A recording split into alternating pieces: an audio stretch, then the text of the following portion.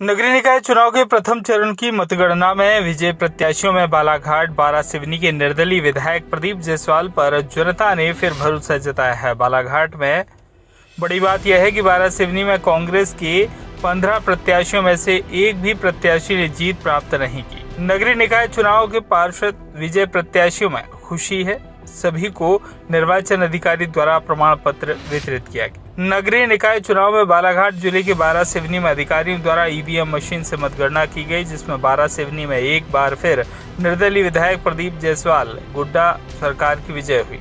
बारा सिवनी निर्दलीय विधायक प्रदीप जायसवाल पर एक बार फिर बारा सिवनी की जनता ने भरोसा जताया।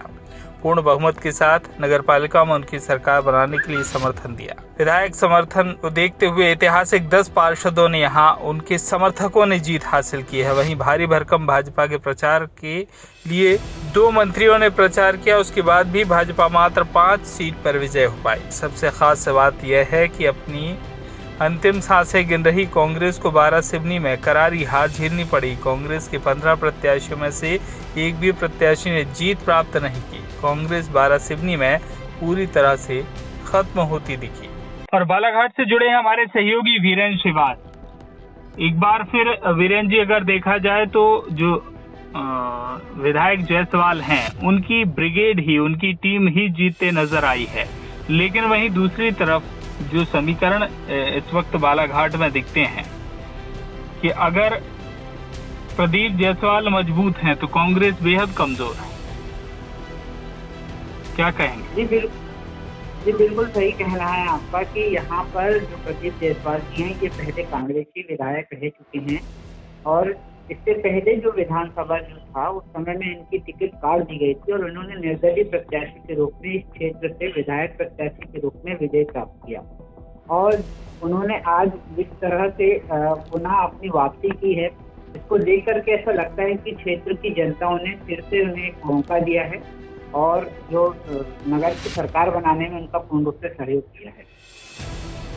लेकिन एक बात ये भी उल्लेखनीय है कि भले ही टिकट काट दिया गया था प्रदीप जायसवाल का, उन्होंने निर्दलीय चुनाव लड़ा। निर्दलीय विधायक के तौर पर वो मध्य प्रदेश की विधानसभा में अपने क्षेत्र का प्रतिनिधित्व कर रहे हैं। लेकिन चाहे कांग्रेस की सरकार रही हो, तब भी उन्हें बराबर महत्व मिला और भारतीय जनता पार्टी की सरकार रहते भी सबसे पहले प्रदीप जायसवाल का ही जो बयान आया था, उसके बाद से स्थितियां मध्य प्रदेश की सियासत में एक बार फिर भाजपा के पक्ष में बनी थी। तो कहीं ना कहीं अगर हम देखें तो भारतीय जनता पार्टी हो या कांग्रेस हो, लेकिन उनके बीच में प्रदीप जायसवाल का जो महत्व है वो लगातार बढ़ रहा है और कांग्रेस का महत्व आपके क्षेत्र में घट रहा है।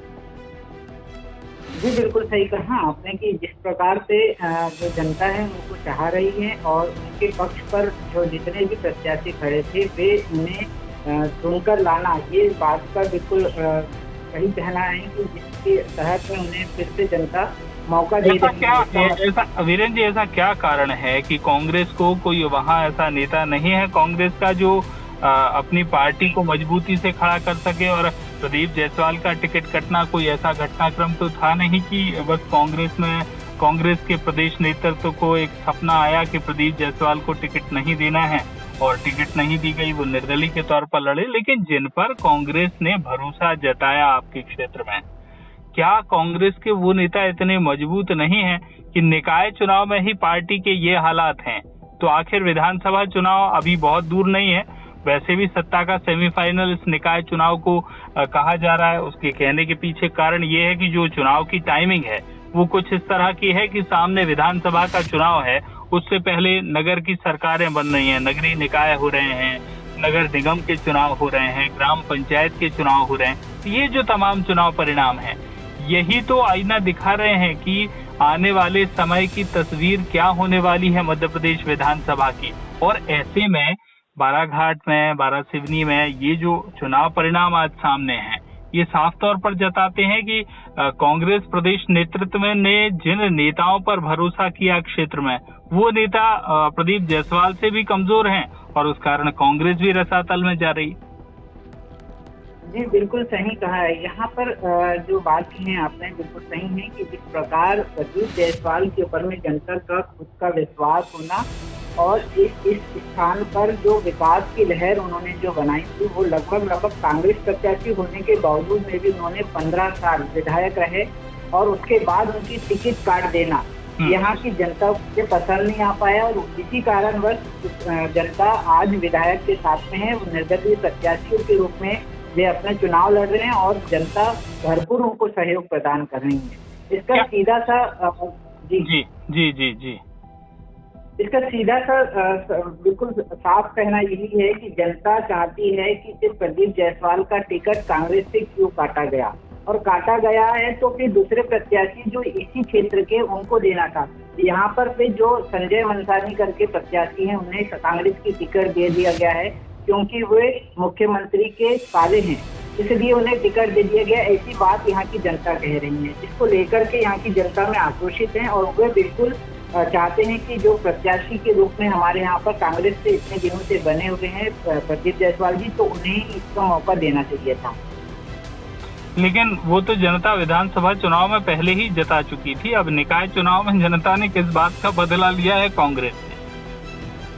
जी इसका बदला सिर्फ इसी कारण लिया है कि उन्हें सिर्फ प्रत्याशियों की बात कहा जाए या फिर उनके विपक्ष की बात किया जाए तो उनके सामने में कोई ऐसा तगड़ा कैंडिडेट सामने नहीं आ पाया जो उनके सामना कर सके, जिसके कारण ये आज स्थिति यही बनी हुई कि उनके क्षेत्र में उनको कोई हराने से बहुत सारे लोग ये सोच कर भी पीछे हट जाते हैं कि प्रदीप जायसवाल का सामना हम कौन से करें। आखिर क्या कारण है, ऐसा क्या जादू है प्रदीप जायसवाल में? सर ये जादू तो नहीं कह सकते, लेकिन इसका कहना ये है सिर्फ कि जनता की सिंपैथी उनकी खुद की स्वयं की बनाई हुई है।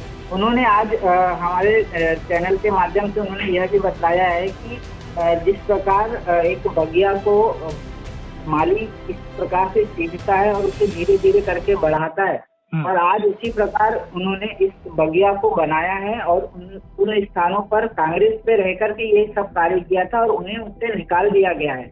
ऐसी स्थितियों पर आप देख सकते हैं कि जिस प्रकार माली को एक बागी से निकाल दिया जाता है तो वो बगिया किस प्रकार रहेगा, वो अस्त व्यस्त हो चुका है। उसे तो बिल्कुल सिर्फ वहीं का प्रत्याशी जो है और एक तगड़ा कैंडिडेट है वही उसके सुधार कर सकता है, अच्छा माली उस बगिया को बना सकता है, ऐसी बात उन्होंने कही है। बिल्कुल, बातचीत के लिए बहुत बहुत धन्यवाद। तो अपने आप को जो प्रदीप जायसवाल हैं वो बागवान बताते हुए नजर आए हैं और एक बागवान अपनी बगिया को कैसे धीरे धीरे करके सींच के बड़ा करता है पेड़ों को, फलदार करता है पेड़ों को, और जब फल आने का समय आता है तो उस बगिया का मालिक अगर किसी और के हाथ में कमान दे दे तो ऐसे में नाराजगी जाहिर होना निश्चित है। लेकिन हाँ, एक नेता के अंदर नाराजगी होना और उस नाराजगी में जनता का उस नेता को समर्थन कर देना, और वो भी पहले विधानसभा चुनाव में, अब नगरीय निकाय चुनाव में, तो साफ तौर पर क्षेत्र की तस्वीर नजर आती है कि आने वाले विधानसभा चुनाव में क्या तस्वीर रहने वाली है। तो ये जो सियासी समीकरण है ये बालाघाट जिले में, बारासिवनी में, तमाम जो जहां जहां प्रदीप जायसवाल की पकड़ है वहां नए जो रिश्ते भी आने वाले समय में बुन सकते हैं। इस बात का अंदाजा हम आज के चुनाव परिणामों से लगा सकते हैं।